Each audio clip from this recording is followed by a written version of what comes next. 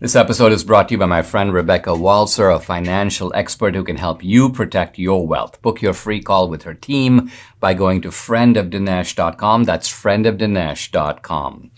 Coming up, I'm going to discuss the strange phenomenon. The Biden people are having an inflation reduction party, even as inflation continues to run rampant.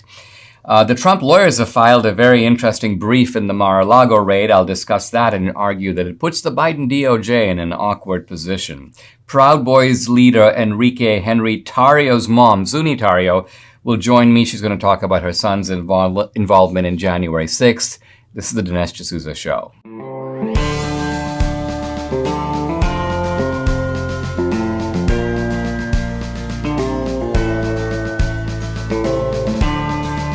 America needs this voice. The times are crazy. In a time of confusion, division, and lies, we need a brave voice of reason, understanding, and truth. This is the Dinesh D'Souza Podcast.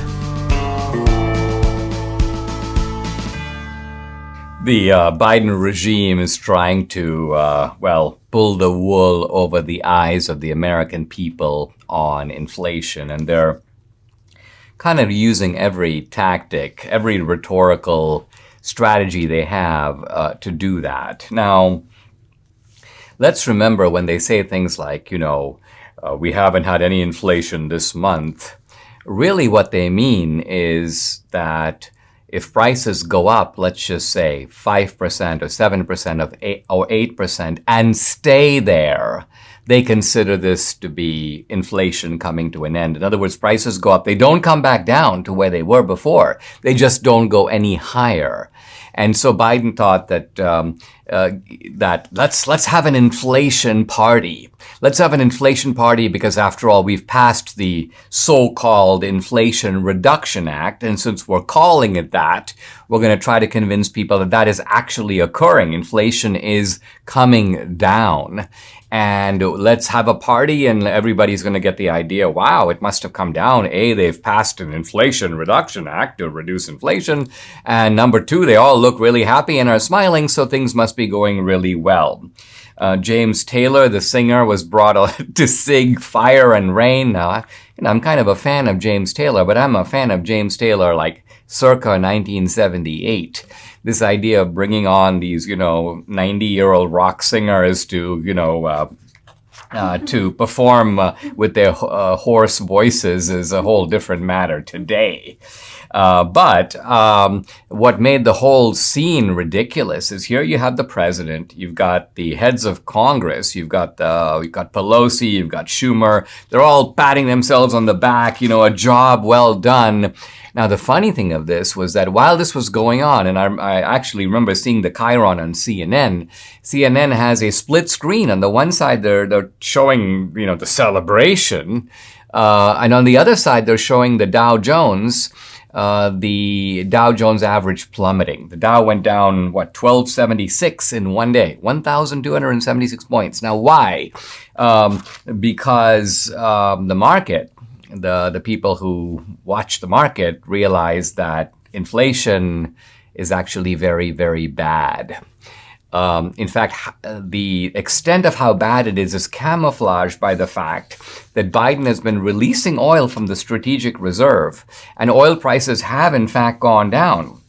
Biden's been extravagantly boasting about this. I mean, you have to say this is a point in his favor. By the way, not that gas prices have gone down to where they were.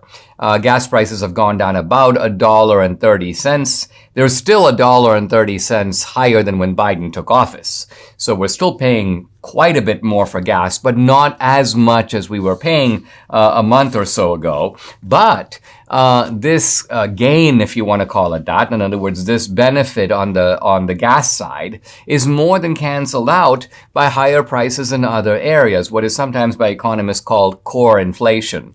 And so here we go. The overall rate of the consumer price index, this is measured on a yearly basis, not on a monthly basis, remains at 8.3%. Gas is up 25%, fuel oil 68%, electricity 15%, groceries 13%, eggs 39%, airline fares 33%. And all of this happening at a time when real hourly wages, meaning hourly wages as compared, inflation adjusted, are not only flat, they're going down slightly, about 2% down. So the point here isn't that we have runaway inflation, but what we have is high inflation that shows no sign of abating. Let's remember that the Federal Reserve has set as its goal, and in fact we have achieved this goal for much of the past 20 years, 2% inflation. 2% inflation is very healthy for a country. You don't actually want 0% inflation. 2 is good because the economy grows at about 2% per year. So that is a manageable rate of inflation. It does give the economy a little room to breathe. And that's the kind of inflation that that economists look for. But here we are at 8.3%, a long way removed from 2, and very difficult to get back to 2. Now, one way to try to get in that direction, the Federal Reserve is like, we'll raise interest rates, and we'll raise interest rates some more. We'll raise interest rates some more. And that does, in fact, have the effect of slowly throttling inflation, but it comes at a high cost. What is the high cost? Higher interest rates, which make it harder to borrow money, harder for businesses to get access to capital, and also higher unemployment, because once you raise interest rates, this is sort of like putting the brakes. And you can put the brakes on inflation, but you cannot put the brakes on inflation without simultaneously putting the brakes on the economy. So bottom line is the market was expecting the inflation number to go down. And in fact, so were the Biden administration was saying, we expect it to go down.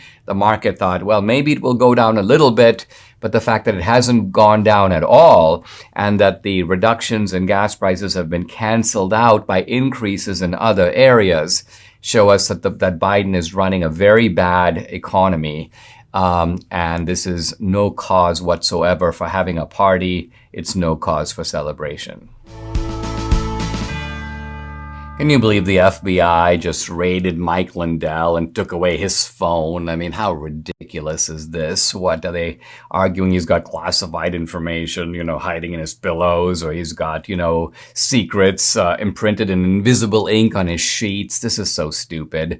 Well, we need to support Mike. Mike's a great guy. We need to show him that we're behind him 100%. And the good thing is the guy makes great products. I want to talk about Mike Lindell's towels, because they are the opposite of ordinary towels. Ordinary towels just don't dry you very well anymore. They feel soft and lotiony in the store. You take them home, they don't absorb. Why not? Because towel companies typically import the product and they add softeners to make the towels kind of feel good, but they don't dry you very well. Now, Mike Lindell has solved this problem. He's founded the best towel company right here in the USA. They have proprietary technology to create towels that feel soft, but actually work. They're made with USA cotton. They come with the MyPillow 60-day money-back guarantee. We use these towels all over our home. For a limited time, Mike is offering a ridiculously good deal on the 6-piece towel set. It includes, by the way, 2 bath towels, 2 hand towels, 2 washcloths, all made with USA cotton, regularly $89.98, but now $44.98.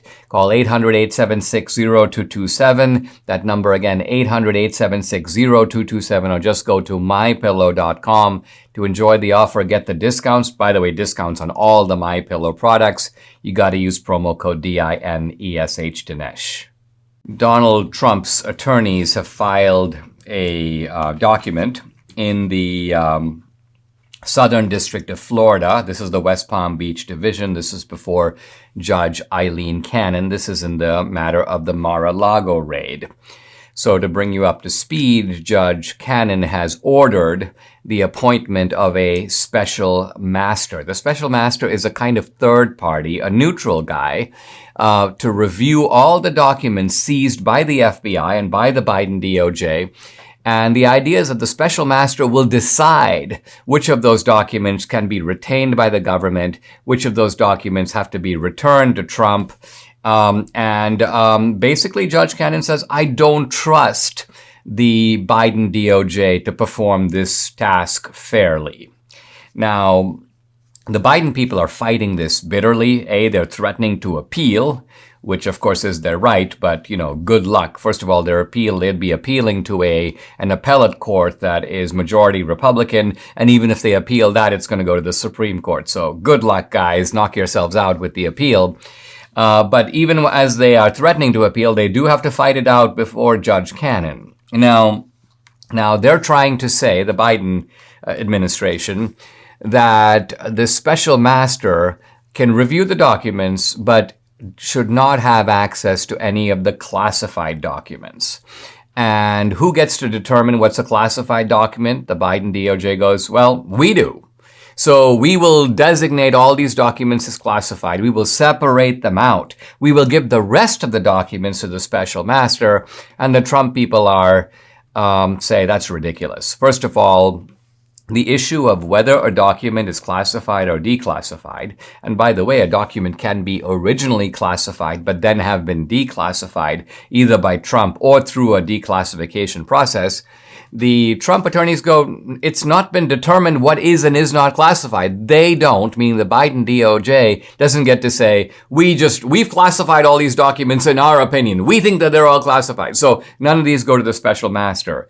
The Trump people say, and this seems reasonable, all the documents should go to the special master. The special master gets to decide and separate out basically what documents go into what pile.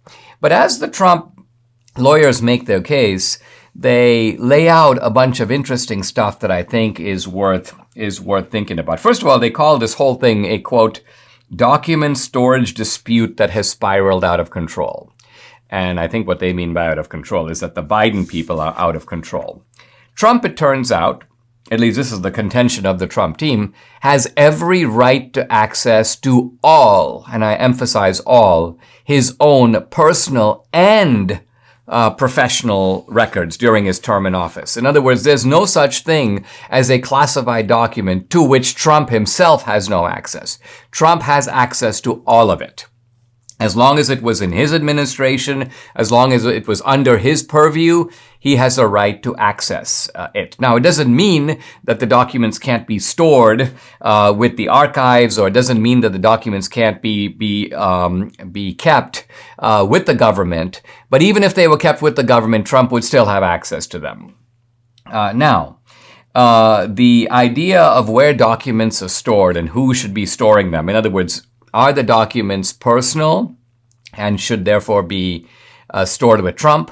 Or are they professional or presidential and should they be stored with the National Archives?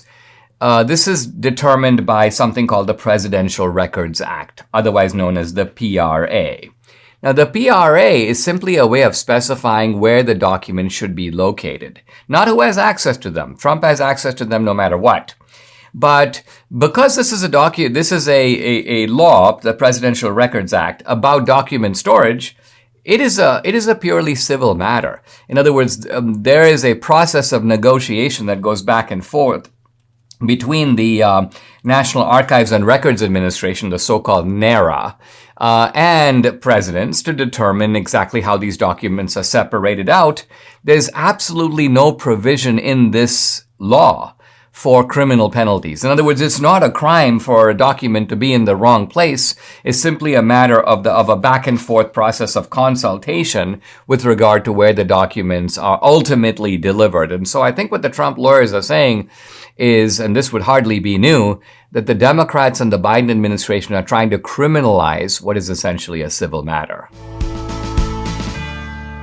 The AARP is rallying behind the new tax and spend bill, promising members it will reduce inflation and bring relief from big pharma. No, in reality, it will devastate the 65-plus crowd financially and medically. Now, AMAC knows this. AMAC is the Association of Mature American Citizens. It advocates for its members. You will never find them in anyone's back pocket. I trust AMAC. They're honest. They fight for conservative values. Join AMAC today like Debbie and I have. AMAC offers special discounts and benefits. Plus, they provide access to financial and insurance counseling services. For just $16 a year, you can join AMAC. You go to amac.us/Dinesh. Start enjoying your benefits now. Anyone can join join, but if you're a senior, what are you waiting for? Don't let the AARP misrepresent and mislead you. Join AMAC today. AMAC serves its members with integrity and compassion. Join or renew today at amac.us/Dinesh. That's amac.us/Dinesh. I'm continuing my discussion of classified information, the Mar-a-Lago raid, and whether the Biden DOJ is correct that they get to classify documents as secret or not, classified or not.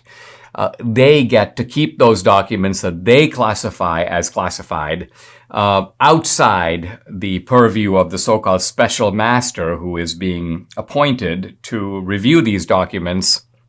Now, interestingly, the Trump lawyers point out in their brief that President Obama, this is the little bit of an irony, Obama signed an executive order laying out clearly the parameters for who controls classified information.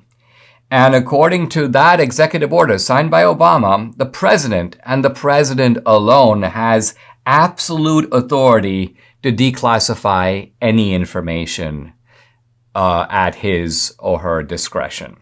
Number two, the president can decide himself whether a document is personal or presidential. In other words, the personal documents are documents that Trump gets to keep. The presidential documents are documents that go to the archives. But who decides whether a document is one or the other? And the answer is Trump is the ultimate decider. And if this is true, it basically blows the whole rationale for the FBI raid out of the water. It takes something that is fully under Trump's discretion and control and tries to make it sound that because Biden is the president now, Biden has the say and the Biden administration gets to decide what is classified, where it belongs. Trump is just sort of like a normal private citizen and he has no authority whatsoever, even under documents produced in his own administration. And this, says the Trump lawyers in their brief, is complete nonsense.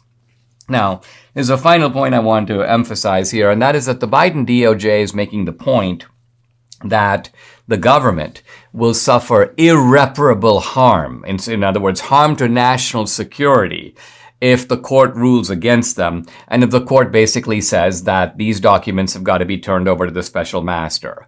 The Biden DOJ goes, what about if these documents contain vital information concerning future threats to America? This could harm our national security in the future. And the Trump team in its legal brief makes an important distinction. They make a distinction between future dangers to national security.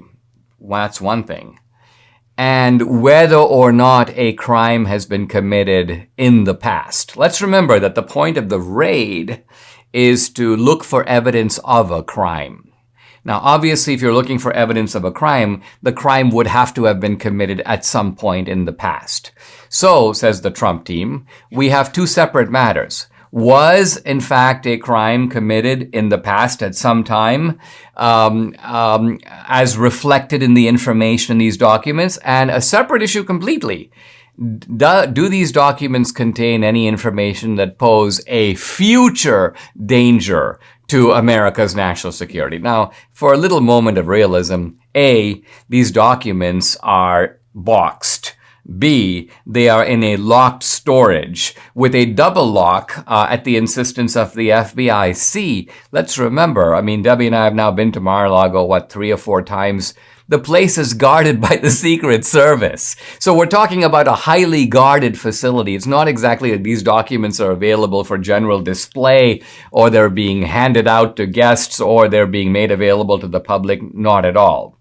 So the point here is that the plausibility that the United States is facing some dire threat posed by these documents, this is the kind of gobbledygook. The government always does this whenever they want absolute sway over something. No, national security is at risk. I don't believe a word of it, and you shouldn't either.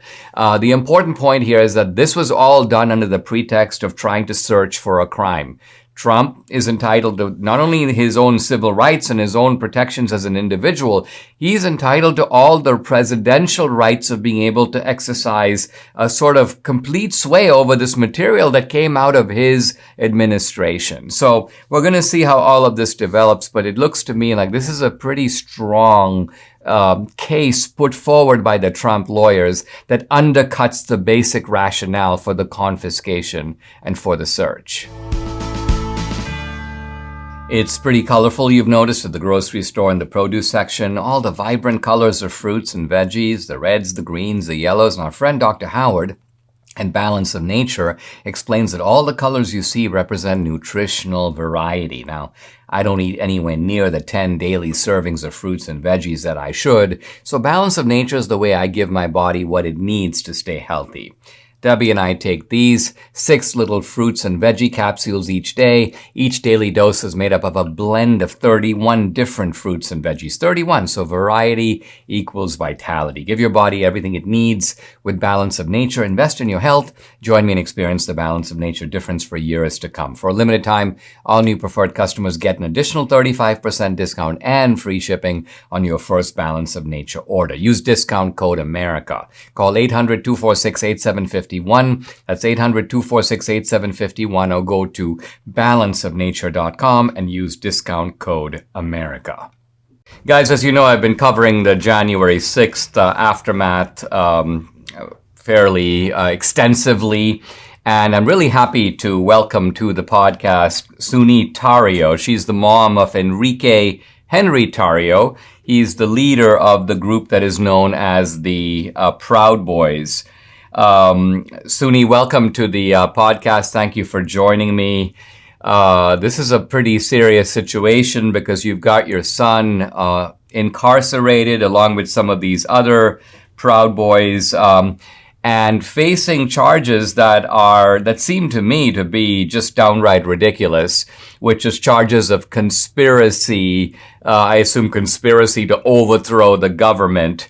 And yet, as far as I can see, your son Enrique wasn't even in Washington, D.C. on the day of January 6th. He wasn't even there. So I'd like you to tell your story and tell Enrique's story from your point of view so we can understand a little better what is really going on here. Mr. D'Souza, first I'd like to thank you. It's really an honor to be on your podcast. You're great with our J6ers, with this cause, so we really want to appreciate you even listening to us. Enrique Tarrio is my son. He was an ex-chairman for the Proud Boys, has now been incarcerated for 175 days, of which not only me, but none of the mothers have been able to see their sons. Children have not been able to see their fathers. They have been given no bond. They have been given, actually stripped of all their rights. And just to think that these men that had no arms were trying to overthrow the government is just like a ridiculous thing from any point of view. Enrique was not even in D.C. on January 6th. He had been taken in custody the day before, so he wasn't even there. These guys are fathers, husbands, brothers that have missed children's birthdays, that have missed, Enrique just missed his grandmother's funeral last week. So this is a very hurtful situation. And again, it's a very scary and serious situation. And that's how we see it. Talk about the Proud Boys, it seems. Talk about the Proud Boys for a little bit, because this is an organization that has been wildly characterized as some kind of a militia. It's sometimes described as a white supremacist group. What I find ridiculous is here you've got your son. He's of mixed race heritage. He's part Hispanic. Apparently he's also part African American. Talk a little bit about the preposterousness of the characterization of the Proud Boys, but then also help us to understand what the Proud Boys really is. Let's let's humanize these Proud Boys a little bit, because right now they seem to be like these monster supremacists. And like you said, Proud Boys have blacks, they have white, they have Asians, they have Samoan, which is a mixed race. So just to say that they're white supremacist group is just like a really a ridiculous thing to say. That is just said by people that don't know or just are not well informed. The Proud Boys just started as a drinking group, and I don't just say that as a mom. I mean, I say that because I've worked, in the same location as my son Enrique, and I see what these guys are all about. They're really not an organized, a very organized group to begin with. So no, by no means is this a militia group. I mean, if I think it would have been a militia, maybe some of them would have gone to DC armed or anything like that, and that's just not the case. It seems like what the government is trying to do here is argue that your son, even though not in DC, was part of a, quote, sort of a network of communication. And because some of the other Proud Boys went into the Capitol, now my understanding is that not a single one of them had a weapon. And so I think your point that they were somehow trying to overthrow anything is on the face of it absurd. Are you worried, though, that because the environment is Washington, D.C., it's a very left-wing environment for judges and juries, that regardless of what the facts are, your son will not get a fair trial? The fact that the trial's in DC itself already makes it a big, a big situation, a big issue. So, and they haven't granted any venue changes. So yes, I am worried. This is they're political pawns right now. They are political prisoners, and I really do know what a political prisoner is because I was born in a communist country, so I know what it is to be a political prisoner. And these men, these sons of ours, are political prisoners. So it is a very scary situation. Zuny, I want to thank you very much for joining me on the podcast. I agree with you that this is terrible, that this is happening in our country, and I wish you all the best for how this is all going to play out. Mr. D'Souza, I just want to take one more minute of your time.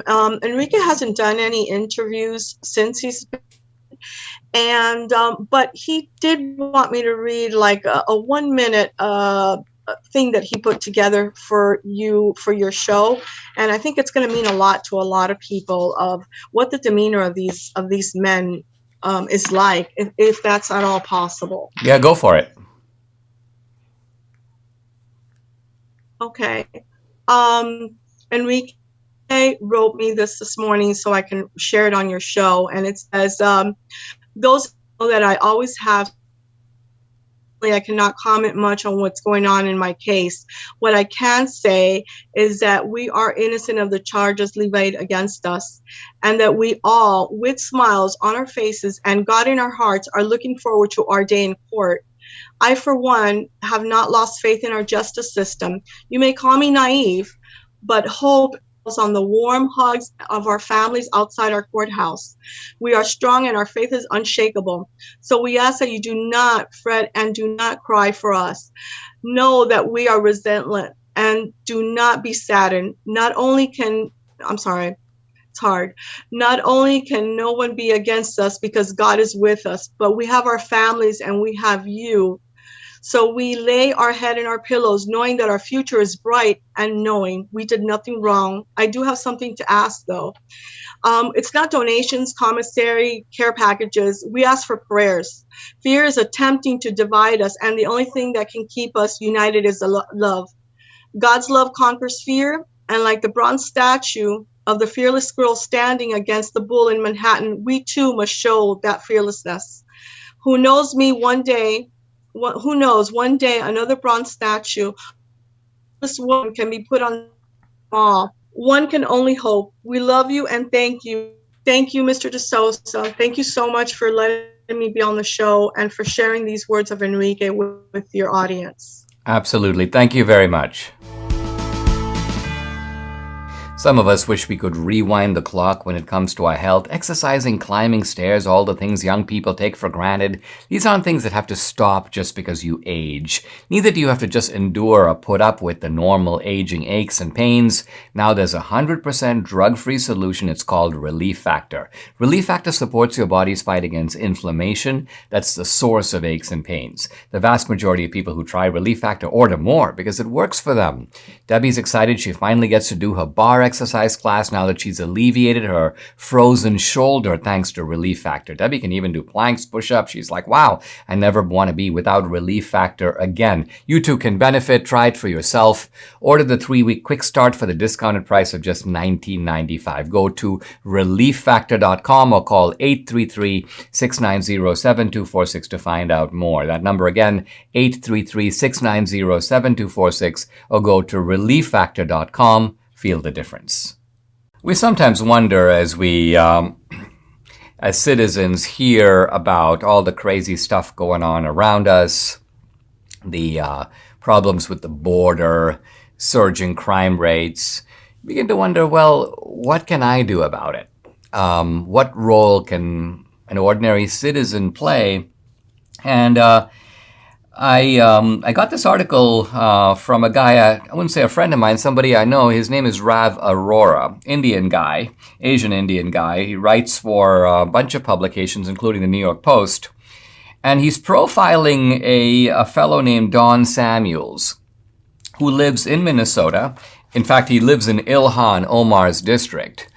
And it is essentially a story of how one man, this black guy, Don Samuels, and his wife, together, they rounded up a few other citizens, but his wife, his name is Sandra Samuels. These two guys decided to sort of take on Ilhan Omar, and more specifically, to take on the defund the police. Now, Don Samuels wasn't and isn't any kind of an ideologue. He just said he began to see a surge of crime in his own neighborhood. I'm not quoting him. He goes, "This morning there was a cop in my backyard. When we ran out of the front door, there were a dozen cops. They just caught some guys with stolen cars." He said, I called the police several times a week at night, several times a week. This, by the way, is a guy who migrated from Jamaica to Minneapolis. And then when he began to research the matter, this fellow Don Samuels realized that more than 300 police officers have left the Minneapolis police force after the George Floyd business. Now, not all of them were defunded. Some of them were just demoralized. They realized that the city establishment, that the political establishment does not support them. And so they're like, what's the point of being a cop? Part of the point of being a cop is, and it's a risky job and a dangerous job, is the idea that at least I'm going to be supported by my department. I'm going to be supported by the political establishment. So we now have fewer cops, and crime has exploded all over the city, but especially in the North Side neighborhood where Don Samuels lives. So Don Samuels sues the city. And he sues the city because he went and read the city charter. And in the city charter, it says that based upon the population of Minneapolis, there have to be, and Samuels does the calculation, around 731 police officers. It turns out they didn't have them. There were only about 600 police officers assigned to this district. And so Samuels goes, "You're violating the city charter." And there was a legal battle going back and forth, and the Minnesota Supreme Court finally steps in and they go, "You know what? We are ordering the city of Minneapolis to hire 120 more officers over the next few months." And so, big win for this guy, Don Samuels. And he's an ordinary citizen. Again, he has standing. Why? Because crime rates in his city and right around him in his neighborhood affect him. So it's obviously relevant to his own life and his own safety. And so here's a guy who sees gang violence going on around the city. Now, by the way, this same Don Samuels decided to run against Ilhan Omar in the primary of the last election. This is from Minnesota's 5th Congressional District. And I didn't actually know this, but he almost beat her. He came within 2 points. And what a pity, because, I mean, think of how you've got this horrible Ilhan Omar, this left-wing sort of Islamic radical and socialist in Congress. And this guy, Don Samuels, almost pushed her out of office. He's a Democrat, but he's a Democrat who I think has got his his eyes on the ground. He knows that it's not good for people to be living in a dangerous society. He recognizes that something needs to be done. He took the political step of trying to run against Ilhan Omar. He came really close, but he didn't win. But I think even more significant, what he does is he says, all right, look, let me do my homework. Let me find out if there's any obligation on the part of the city to have a certain number of police officers. Turns out there is. Well, do they have those? No. All right. Let's make sure that they follow their own laws.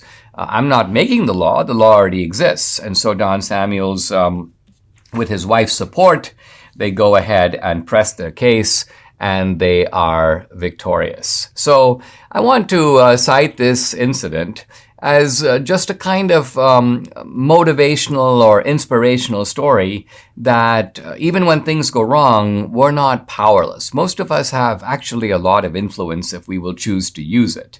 Now, many of us use the excuse, I've just got a small social media, Dinesh, or, oh, I'm only one citizen, what can I do? Well, it turns out that if you're organized, if you're creative, if you're willing to use your influence, and sometimes it takes a little bit of bravery to do that, you can actually have a big impact. Well, Don Samuels is proving it, and I think that provides a kind of example to the rest of us that in whatever sphere we have influence, we should try to use it to make things a little better.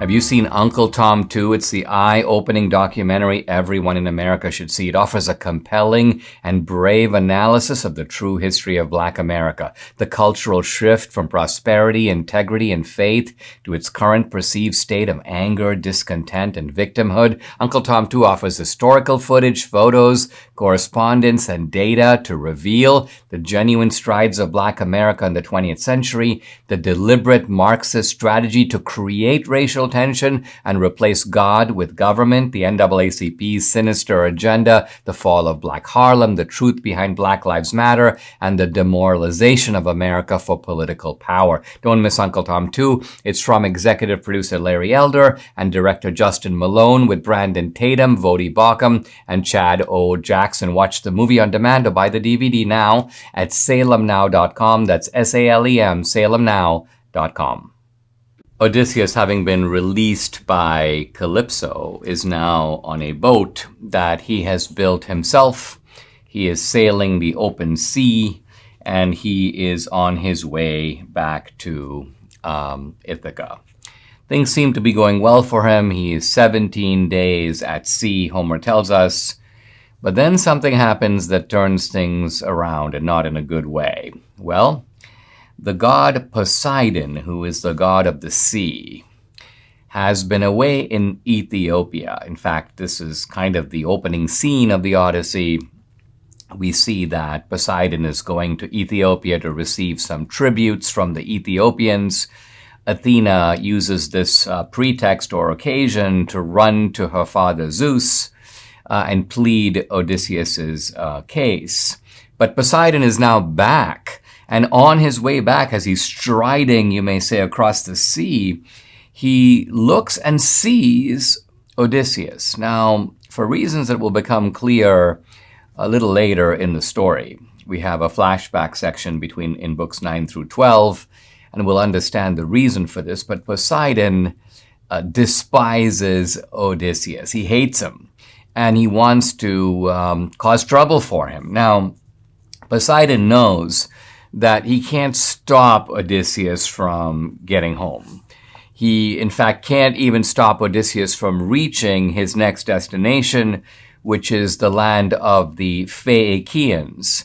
But Poseidon says, well, I can cause a lot of trouble for him in the meantime. And so what he does is he kind of rustles up a massive storm. And Odysseus is thrown left and right by the storm, battered by the winds and the waves. He is in such a bad way that he actually hopes that first of all, he fears death. But second of all, he says, I wish I died in Troy, because he says, if I died in Troy, I would be remembered. People would, I would receive a funeral. My death would, in that sense, be honored and commemorated. But here it looks like I'm going to be flung from my boat. I'm going to end up in the sea, swallowed up by the sea, dying, as he puts it, a cruel death. Right as Odysseus is thinking this, a huge wave hits him, overturns his raft or boat, and flings him into the ocean. The great waves, Homer says, carried him this way and that. And this reminds us, by the way, of the description of Odysseus in the first line of the Odyssey, where he is called Polytropus, which is to say the man of many turns. Here we see this is true in a literal sense. He's being turned or flung left and right by the sea. And a sea goddess takes pity on him, and she comes out of the ocean and tells Odysseus, listen, you need to let your raft go. Don't hang on to your raft. It's actually holding you back. There is land not very far away from here. Even though you don't see it, you're not far away from land. Just swim in this direction and you will hit the land. You will reach the land of Phaeacia. But Odysseus doesn't really believe her. To put it somewhat differently, his extreme caution kicks in. And he says to himself, well, what is it? The god seems friendly to me, but what if she's playing a trick on me? It's true, I thought I saw some land that I could swim to, but he goes, as long as these wooden timbers of the raft are holding together, I'm going to hang on to it as long as I can. And then if I'm somehow separated from the raft, well, then I have no choice, then I'm going to swim. And right as he says this, there's again Poseidon, who's also called not just Lord of the Sea, but Lord of the Sea Quake, the earthquakes at sea. It says the Lord of the earthquakes, Poseidon, rouses a huge and dreadful wave. It smashes what remains of the raft. Odysseus is flung away from the raft. And it says he has no alternative but now to swim desperately. He swims as long as he has energy. Then for 2 days and 2 nights, he simply just drifts on the wave. He doesn't have the energy to really swim, but he is ultimately deposited on the craggy shore. Homer says that he grabs a rock as he approaches the shore. It says that another swell hits him, pulls him right back out to sea. And here at Homer with the beautiful image, as when an octopus dragged from its den has many pebbles sticking to its suckers, so his strong hands were skinned against the rocks. Homer having a kind of powerful sense of the feeling of Odysseus clinging desperately to the rock, compares him to an octopus.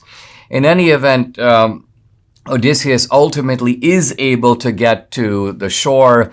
The sea feeds into a kind of river. It says that the river god calmed the waves as Odysseus approached, and Odysseus sort of lands in a pile of bushes, but he is so exhausted and bloody and covered with seaweed and brine and salt. He can do no more. He has no more energy than to take some leaves and throw them over himself. And essentially he loses consciousness or goes to sleep. Again, this is Homer. As when a man who lives out on a lonely farm that has no neighbors buries a glowing torch inside black embers to save the seed of fire and keep a source, so was Odysseus concealed in leaves. The idea here being that just as someone who's got a fire that's dying out, all you can protect are the embers, the thin little glimmers of fire. So, says Homer, Odysseus's life is like that. He's barely alive. He's holding on to life, almost like his life itself is the fire, and the leaves are the kind of outer covering of the fire. And so here's Odysseus. He's reached the land of the Phaeacians, but he is at this point helpless and almost lifeless. Imagine the lifelong impact of a journey to the Holy Land. Surrounded by like-minded travelers, Picture yourself stepping foot in iconic locations right out of Scripture. Join Dr. Sebastian Gorka and Dinesh D'Souza on this life-enriching Israel tour, November 30th through December 9th, 2022. For more information, call 855-565-5519 or visit standwithisraeltour.com. Odysseus has landed, tired, exhausted, weak, almost lifeless, on the shore of the Faekians, the land of the Faekians. Now, this land is not called actually Faekia, it's called Scaria. And this may seem a little strange. You have the Faekians, but they live in Scaria. Well, it turns out that the Faekians used to live in Faekia, but then there were some monsters or cyclopes, that attacked them, and they decided that life would be safer if they moved. And so they moved to this place called Scaria, which is actually on the ocean shore. Now, Odysseus is not aware of this, but he's actually come to the right place, meaning that the Faekians are a wonderfully prosperous and hospitable people. They are sort of the experts in Xenia, which is to say they know exactly how to treat not just someone like Odysseus. They pride themselves on their hospitality, and they pride themselves that when there are strangers who get lost and don't know where they're going, they not only treat them well in Scaria, but they then provide them with the materials they need, a ship if they need it, to get them home. So Odysseus is actually very fortunate to be here.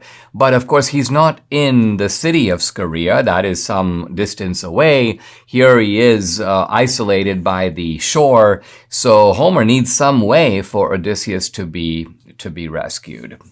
And the instrument for this is the goddess Athena. Athena appears to the young Phaeacian princess, one of the most just attractive and charming figures in the entire Odyssey. She appears only here in Book 6 of the Odyssey. Her name is Nausicaa. She's only 14 years old, but in the culture of the ancient Greeks, she is of marriageable age. She's not married, but she's of the age where she would be thinking about a husband. Now, she's not going to, in some sense, pick out a husband. Largely, that's going to be done for her. Her family will choose who she is to marry, but it doesn't mean that she has no say in the matter. In any event, Athena appears in a dream to the Phaeacian princess Nausicaa and says to her, you need to take the clothes from the palace and take them down along with your assistants, with your slave girls, down to the shore to wash clothes. And the implication here is that Nausicaa is getting ready to be married.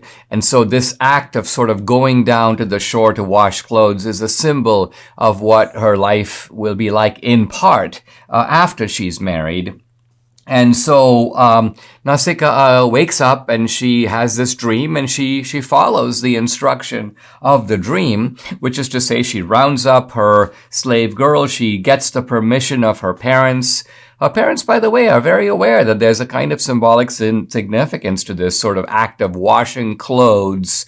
It's a symbol of Nausicaa's emerging maturity and the fact that she is now of marriageable age. And so this is the way that Odysseus is discovered. He's going to be discovered by these girls, and discovered by the simple instrumentality that they wash the clothes, and then the clothes are wet. So what do? They lay them out on the ground to dry, and now they've got to wait for them to dry. And they go, okay, well, while we're waiting, let's play a game of catch. So they begin to toss a ball back and forth among them. One of the slave girls misses the catch. The ball flies over her head, lands in the water. There's a splash, and this wakes Odysseus up. Odysseus, of course, being Odysseus, quickly for a moment, he's dazed. He doesn't know where he is, but then he quickly sizes up the situation, and it's a very delicate situation that he finds himself in. Here he is. And by the way, Odysseus is stark naked. He has not a stitch on his body. As I mentioned, he is covered with dirt and salt and grime and seaweed. And yet here you have these young girls, typically in their teens. He is going to have to figure out some way to approach them, and this is not going to be easy. It's a very delicate situation. Odysseus knows this, and the way that he does this, we'll talk about this next time, shows Odysseus in his masterful display of diplomacy and subtlety and also rhetoric. Subscribe to the Dinesh D'Souza podcast on Apple, Google, and Spotify, or watch on Rumble, YouTube, and SalemNow.com.